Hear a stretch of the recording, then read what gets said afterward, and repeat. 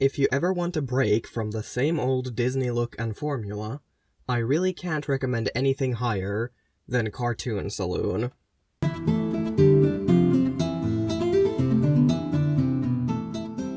There is something so beautifully grounded about the stories Cartoon Saloon has told, despite the magic that's present more often than not.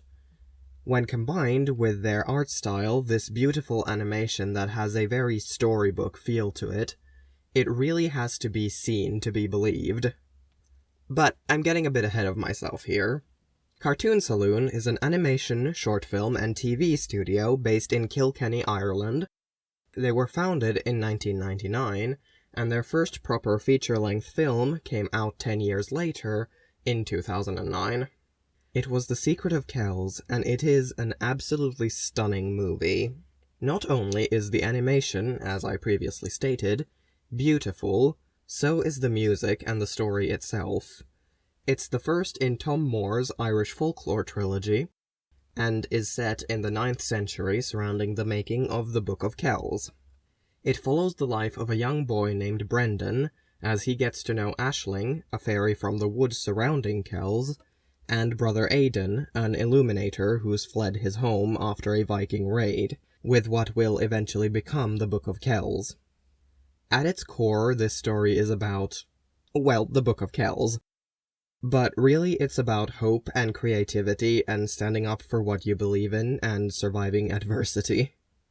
It is simultaneously a deeply pagan and a deeply Christian film, which is just such an interesting balance to watch play out, and very fitting, given it's Ireland in the 9th century.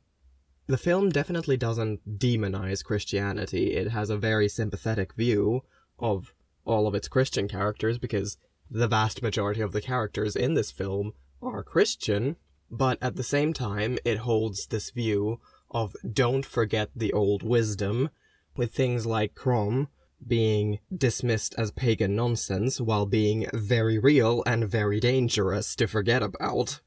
Though some of the character designs are certainly choices, especially this one, and not a good one, frankly. It was 2009, guys, come on. The following film in the trilogy is The Song of the Sea, about a young boy whose mother was a Selkie and whose sister is one too. It takes place around the 1990s, so quite the leap forwards in time from the last movie, but it feels no less magical for it. The conflict centers, when you just glance at it, at Saoirse, a young Selkie girl freeing the fairies from the Owl Witch. But it's actually much more centered on Ben and him learning to deal with his mother leaving and not blaming his little sister for it. And lost in the trilogy is the most recent movie, Wolfwalkers, the story of a girl named Robin Goodfellow, and yes, I did have a sensible chuckle when I first heard that. For those of you who don't know, Robin Goodfellow is another name for Puck. She's the daughter of a wolf hunter, living in a town in Ireland ruled by Oliver Cromwell. So I'm going to go ahead and say this movie takes place in 1658, though as far as I'm aware the actual historical figure was not murdered by werewolves. Bordering the town is a forest that's known for its wolves, much to Cromwell's displeasure, and even though some of the townsfolk argue against it, he is on somewhat of a crusade against the forest itself. The story of the film centers on Robin and Maeve, a young Wolfwalker girl she meets, and follows Robin's struggle as she's accidentally turned into a Wolfwalker, and grapples with what this means for her, her place in a society she is already at odds with, and her future. Each one of these movies is gorgeous to look at, and these three, being part of the same trilogy, obviously share a lot of themes. Living at peace with nature and the spirits in it being one of them, which is a message that really resonates with me. The magic of these films is quiet. It's interwoven seamlessly into the natural world.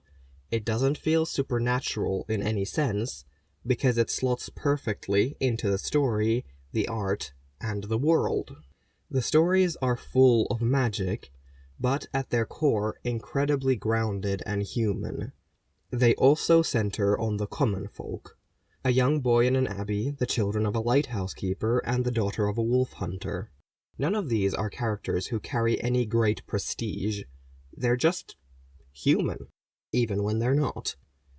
Now, I'm not going to deny that sometimes I like the grander stories. Lord of the Rings is, after all, one of my favorite stories to date, but sometimes it is just a special kind of satisfying to sit back and watch a story of magic unfold that feels like it could be happening in my backyard. But there's one more movie I have yet to mention. The Breadwinner. This one is rough. Its art style carries that familiar cartoon Saloon feel, but in a way that feels much less storybook, because this isn't a fairy tale. It's a tragedy. It tells the story of Parvana, an 11-year-old girl in Kabul in 2001, who disguises herself as a boy in order to be allowed to work and help support her family. This is a rough movie to watch. It's the kind of movie that, when I was done watching it and had dried my tears, I noted that, yes, I'm glad I watched it, but I'm never doing it again. As I said, it's about a little girl living in Kabul in 2001. I don't think I have to specify what that means and what kind of themes the story is going to center on. Now, granted, this is just 4 movies, 3 of which are technically connected, so it's not exactly a huge sample size, though they do have some short films under their belt and have worked on some TV series, but I'm only talking about these 4 because they're the full-length movies Cartoon Saloon has released. But to my mind, even with the limited sample size, they've at this point proven that their style can be adapted to stories with vastly different feels, and they've definitely proven that when they do original work, they're capable of doing it well. Which is why I warmly recommend you check out at least the Irish Mythology trilogy. I would also recommend The Breadwinner, but be careful with that one.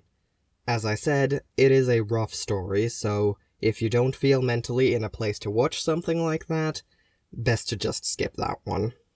Their next feature film is set to come out on Netflix in 2022, I think, and is based on the My Father's Dragon trilogy, which I know nothing about other than that it's a kid's book by Ruth Stiles Gannett, so I'm curious what they're gonna do with it.